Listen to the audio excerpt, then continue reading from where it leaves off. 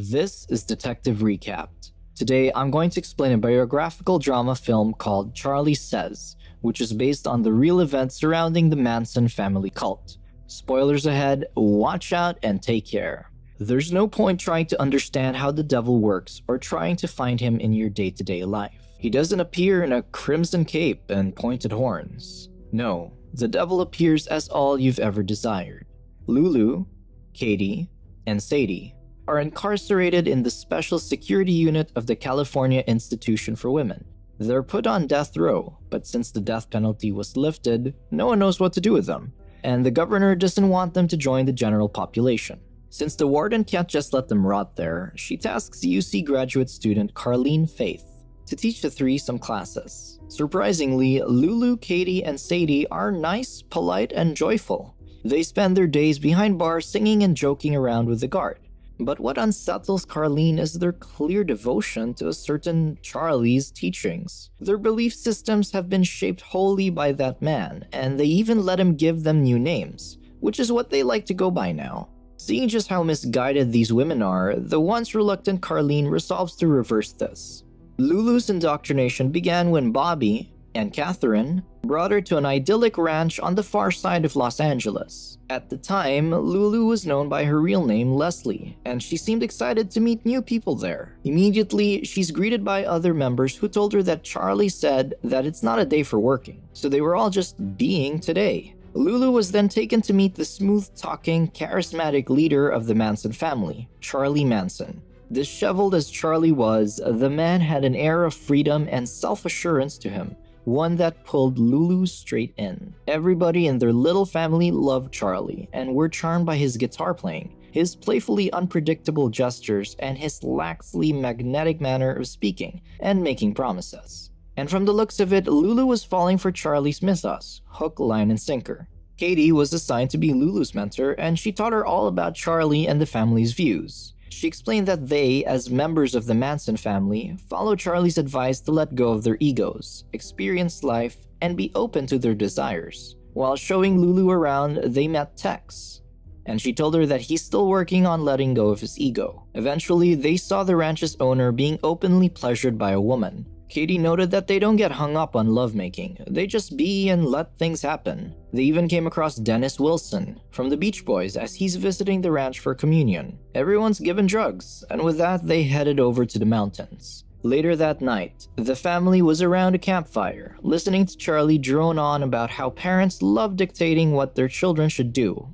and in return, those children got cookie-cutter minds. He used Sandy as an example, calling her spoiled before asking her to undress. Sandy was clearly shaken up, but she didn't say or do anything even as Charlie called for the other woman to undress her. And when Sandy was nude, he showed off the surgical scars on her back and asked the group if her parents truly loved her, then why did they let the doctors cut her up? Charlie kept repeating that Sandy was beautiful and that everything was her parents' fault. Finally, he instructed everyone there to call her beautiful, and while the women were approaching Sandy to hold her and affirm her, Sandy finally started smiling as she cried, especially when Charlie went to kiss her feet. While Lulu watched everything unfold, she couldn't help but get emotional as she found it all so beautiful. Returning to the present, Lulu tells Carlene that Charlie owns everything and that all girls deserve a daddy like him. Of course, Carlene is skeptical about this, and she wholly believes that Lulu, Katie, and Sadie have all been brainwashed. She offers them some books, but Katie claims that authors are evil and they manipulate their readers' thinking. Carlene grows increasingly alarmed by the women's behavior. They haven't seen Charlie in 3 years, but all they do is talk about him and preach his lessons. She tries reaching out to other teachers to help the three, but they would rather teach actual victims, not murderers.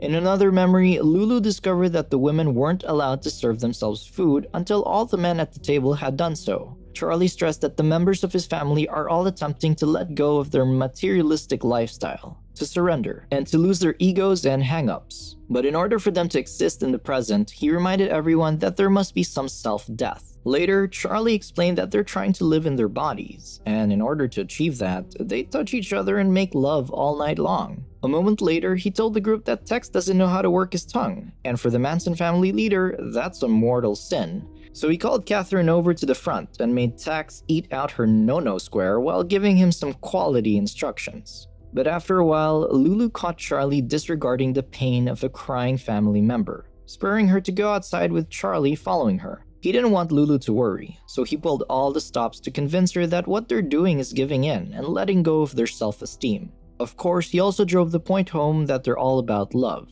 Charlie brought Lulu into his room, acting sweet for her and turning her around before asking Lulu what she disliked about her physique. He used the opportunity to make her realize that her flaws are perfect, and with that, he started banging her.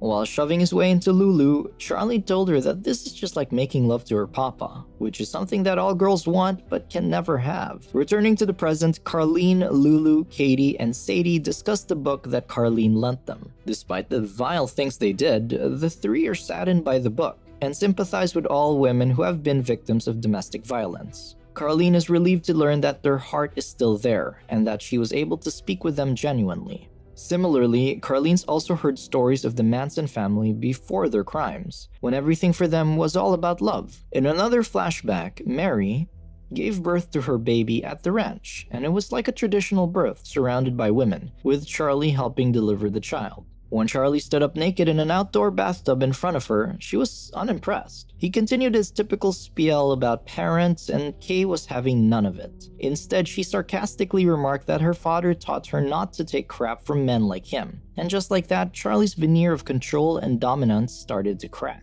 Though he's the one who kept telling everyone to let go of their ego, he couldn't accept that a woman managed to see through him easily, so he drove her away. Back in present day, Lulu, Katie, and Sadie tell Carlene about how Charlie said that they'll wait out the revolution in a bottomless pit. Then, when it's finished, some of them will transform into winged elves and fly to the surface. Though Carlene is incredulous, she deals with the matter politely as she tells them that what they're thinking of is impossible. When they try to reason out that Charlie says, Carlene cuts them off, asking them what they think. The three of them are clearly taken aback when she asked that. In another flashback, Lulu called her mother to tell her that she has another family. And despite her mother's crying, Lulu insisted that she needed her mother to stop loving her. Happy with her decision, she joined the other girls, and while they're talking, Lulu brought up her past. The others disapproved of this, saying that they don't have pasts since their lives began with Charlie. When Lulu countered that Charlie talks about his time in prison, Katie snaps at her, asking how dare she question Charlie before adding that she should say less and listen more.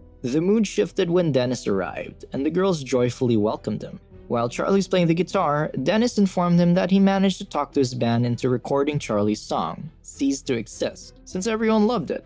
Overjoyed, Charlie started playing again while mumbling about how he'll be a rock star. Later on, he happily told everyone that Dennis's producer will be listening to him sing, so he wants to wear a deerskin top.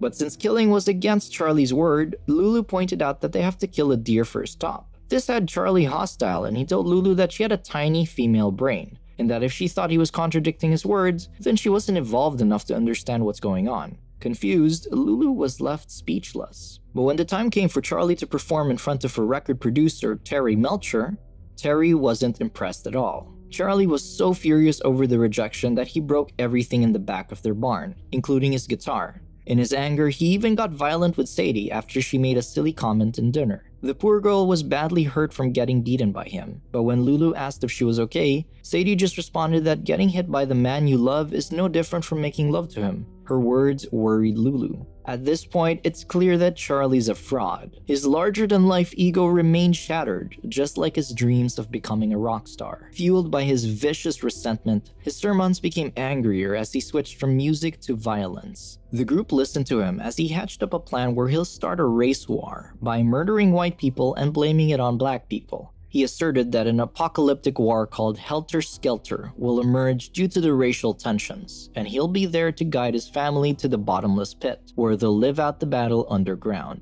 Back in the present, Carlene brings a colleague with her so they can learn more about Charlie's planned race war. After they point out how deeply xenophobic Charlie was, Lulu grows troubled and confused. She starts crying that night as she suspects that all of Charlie's beliefs are wrong and that Helter Skelter won't come at all. But Katie urges her to keep believing in Charlie's ideas. Eventually, the girls are informed that they'll be staying in the special security unit for the rest of their sentences. They're terribly devastated by the news, but Lulu tries to remain positive. Katie then says that Lulu must hate her since she's the reason why Lulu's there, but Lulu promises that she can never hate her. The next day, Carlene plans on surprising the girls by letting them rest and have a mini concert. But when she enters the foyer, Carlene is astounded to see that Lulu, Katie, and Sadie have all shaved their heads clean. They keep claiming that Charlie spoke to them and made them do this in protest, and Carlene feels heartbroken to see just how deeply entrenched Charlie's manipulation and brainwashing are in these girls. In another flashback, Lulu ended up sleeping with an attractive biker named Steve,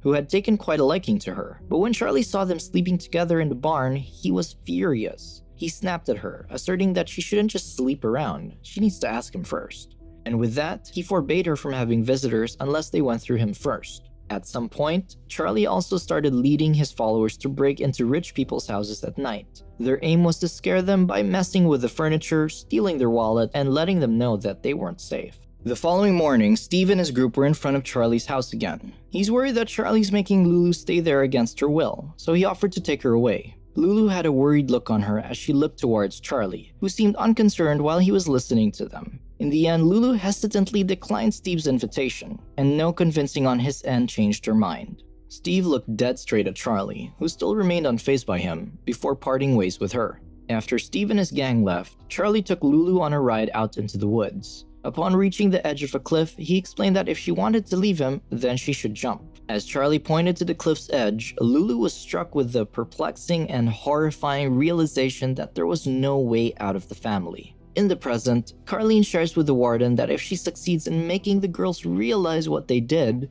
then they will have to live with that horror every day for the rest of their lives.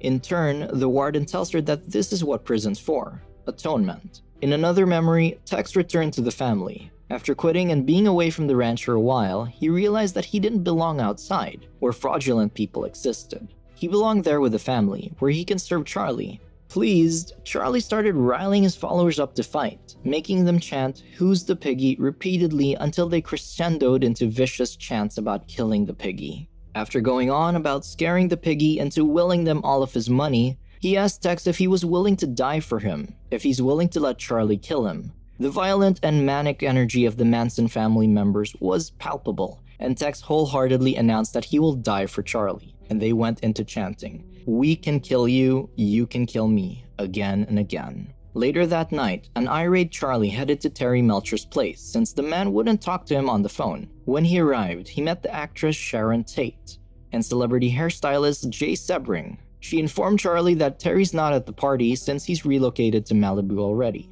Sharon invited Charlie to come inside, but he declined, and instead he stared at her lecherously as he bid her goodnight. Charlie then ordered Sadie and Tex to go to Terry's house, which he now knew was being occupied by Sharon Tate. And with the devil-given purpose and swagger of an unhinged megalomaniac, he announced that it was time for the helter-skelter. To see the operation through, Katie and Linda accompanied Sadie and Tex to Terry's house. While driving, Tex talks about an acid run he and Mary did a few weeks back. They took a drug called Orange Sunshine, which made him think that he was invisible. He became even more convinced when he recalled Charlie's teachings and realized that the closer the sun got to set, the closer he knew that the world was coming to an end. When they arrived at Terry's residences, the Manson family members operated like clockwork. They murdered everyone, including Sharon Tate and Jay Sebring, and the killing spree was carried out by Tex, Katie, and Sadie. Meanwhile, Linda begged for her life with a horrified look on her face as if she had backed out at the last minute. A split second later, Tex killed Linda without even an ounce of hesitation.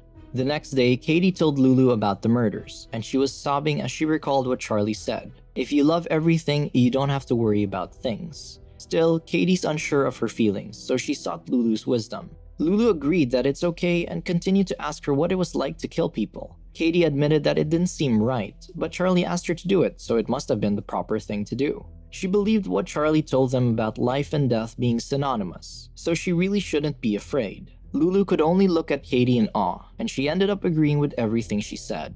Later that night, Charlie gave Katie the order to murder another family, but he reminded her that it shouldn't be as sloppy as the Tate murder scene. And with Lulu wanting to accompany Katie, Charlie agreed and let her in on the operation. In the LaBianca household, Tex handled Leno LaBianca, while Katie and Lulu made their way up to the bedroom. There, they came upon Leno's wife, Rosemary, and the woman immediately grabbed the lamp and swung it to keep the girls away from her. In turn, Katie fought Rosemary with a knife. leaving Lulu terrified. In her fright, she entered a room which had a painting hanging on the wall. As she focused on that single image, she became dazed and deaf to the victim's horrific screams. With that, the Manson family members succeeded in murdering Leno and Rosemary LaBianca in the name of their fruitless apocalyptic race war. When Lulu regained consciousness, she was shivering in terror. She returned to the bedroom and saw Tex all covered in blood. Suddenly, Katie grabbed Lulu and told her she needed to prove herself. In the end, Lulu stabbed Rosemary over a dozen times. Her face was splashed with blood, and it contorted in a furious wrath and existential exhaustion with each plunge. After all that said and done, Carlene is right. The girls eventually understand the gravity of what they did. And when they finally understood it, Lulu realizes that they killed for nothing. All those deaths didn't bring a revolution. They were all for nothing. And she, Katie, and Sadie have to live with the rest of their lives knowing that they have blood on their hands. Eventually, the three of them were released into the general population at the California Institute for Women. In the late 70s, Katie finally renounced Charlie Manson. She accepted that everything she had believed was now wrong, and that so many lives were shattered by the path of destruction that they were a part of, and it all came from a simple thing as wanting to be loved. Subscribe to watch more videos like this. Turn on notifications. And leave a like, it really helps the channel out. Thank you for watching.